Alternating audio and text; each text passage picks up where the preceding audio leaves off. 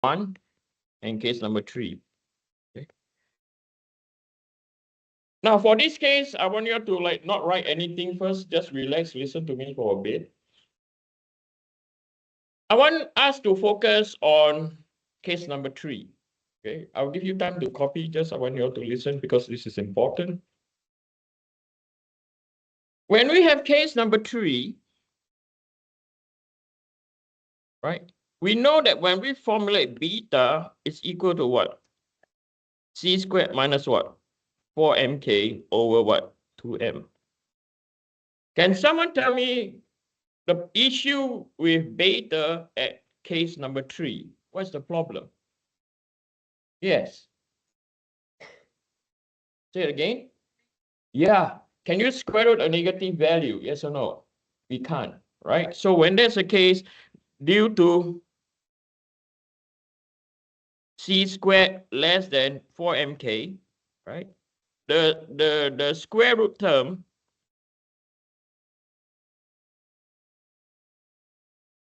is what? Negative.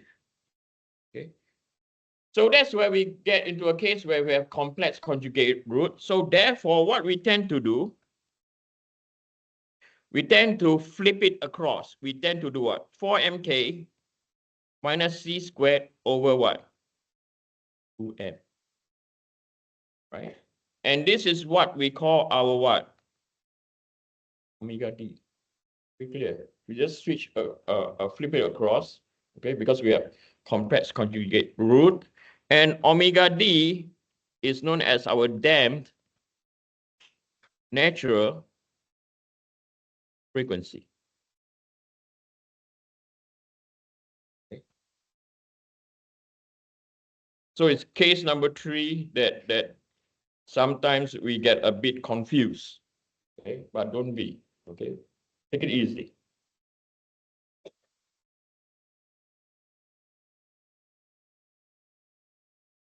Anyone have questions so far? We okay? Right. I don't see any question. Right. So now we are going to put in those values. Okay, so I'm going to show you the standard procedure of solving. Okay, so we are going to go over here. So the first thing we're going to check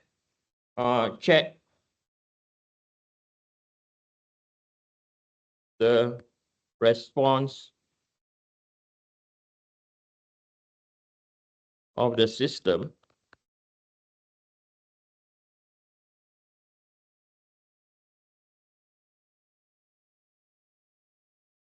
using c squared and what? 4mk. Okay. So c squared, for our situation now, our damping is 200 Newton second per meter. So this is equal to 40,000. Okay. And then we formulate our 4mk. So this is 4. Mass is 9.072. Stiffness given is 700. Okay. So 700 is what we are given for damping. Oh, sorry, spring stiffness. So now this is equal to 25,401.6. Okay. So in this case, we realize that therefore c squared is greater than what? 4mk. Okay. So the response or the system response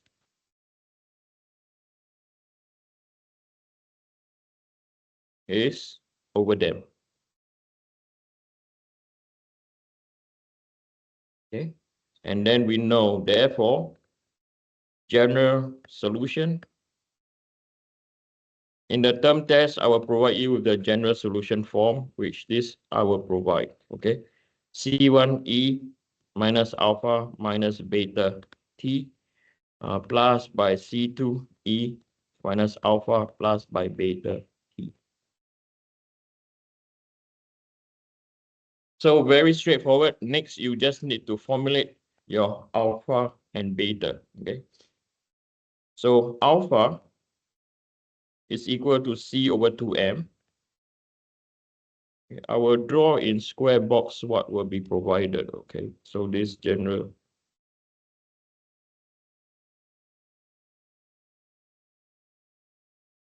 Okay. So I will provide this formula. I don't need to memorize.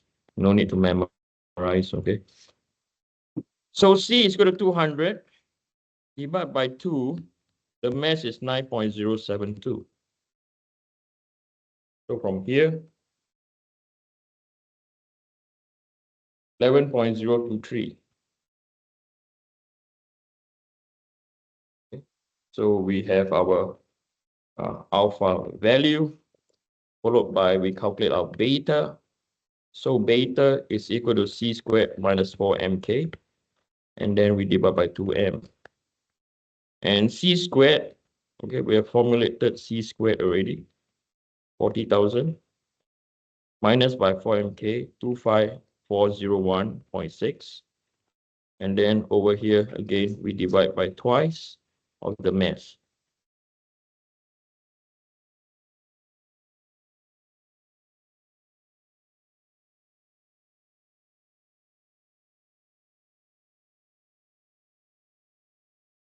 So I get 6.659. So now all you need to do is so straightforward, plug in the numbers. C1 E minus alpha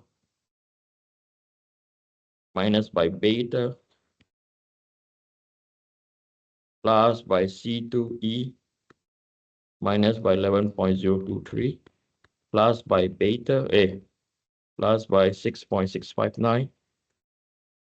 Now, any mistake I make, you get a pint of beer. Okay. That's how I pay attention throughout my entire undergrad degree. Alcohol.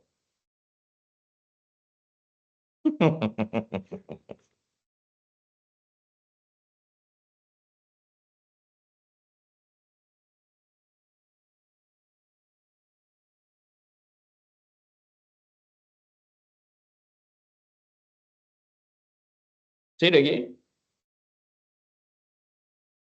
Yeah. 1 pint of beer.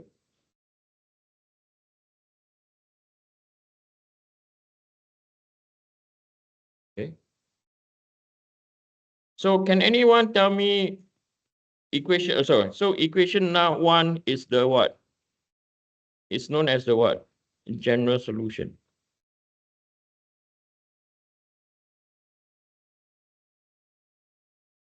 Okay. So this is our general solution. Okay. So next, we are going to impose our boundary condition. Okay. So boundary condition number 1.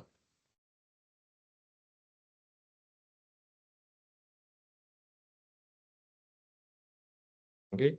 Which is we are going to use when y is at time 0, the whole thing is equal to what? 0. Right? Oh no, 0.15, not 0. And we are going to declare that it's going to go to what? 0.15 meters. Y is positive over here because we declare downwards as what? Positive. So this, right? We declare it, okay? But if you declare downwards is negative, you can also do that. Nothing wrong with that, okay? So from here, this is 0.15, right? So 0.15, and then you have C1 E, or I think is very obvious, okay? Because the exponential, the time is equal to 0, so C1 plus by what? C2, okay? So this is your equation number 2.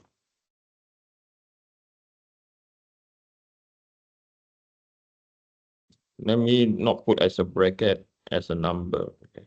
Bracket can be confusing. And then the next boundary condition,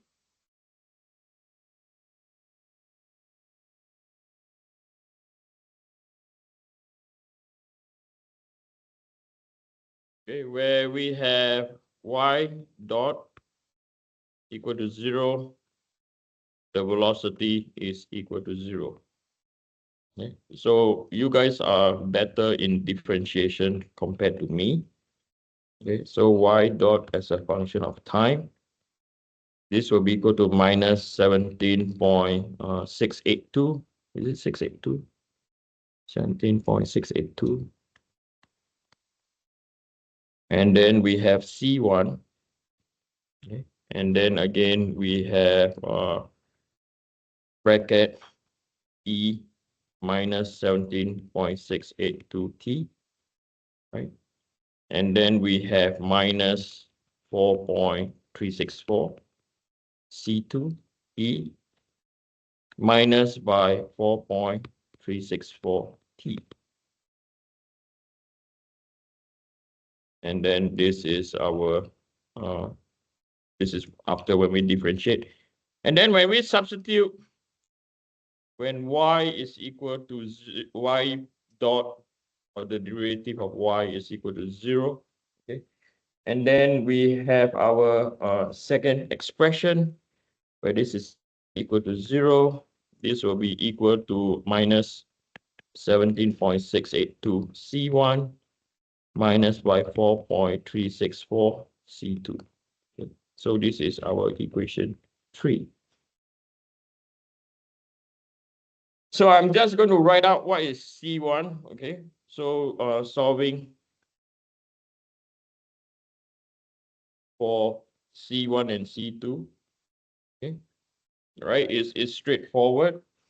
So what we get over here is C1 will be equal to minus 49.151 times 10 to the power minus 3. Okay. And then we have C2 is equal to 199.151 times 10 to the power minus 3.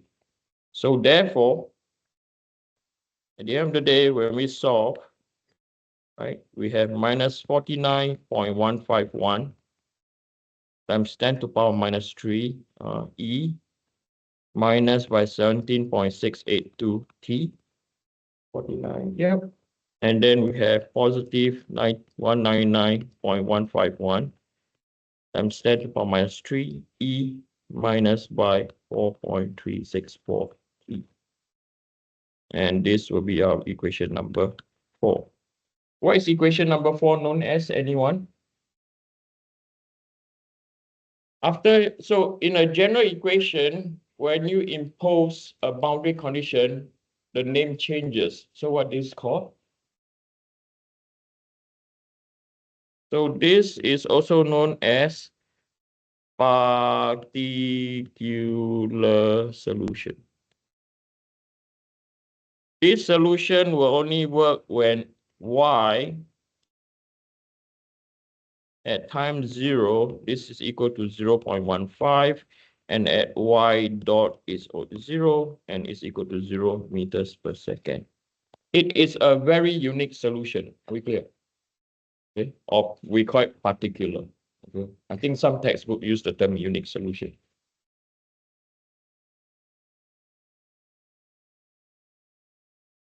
Straightforward.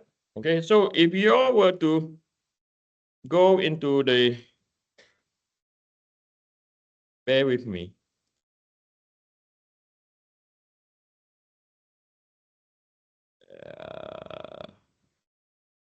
Too many things.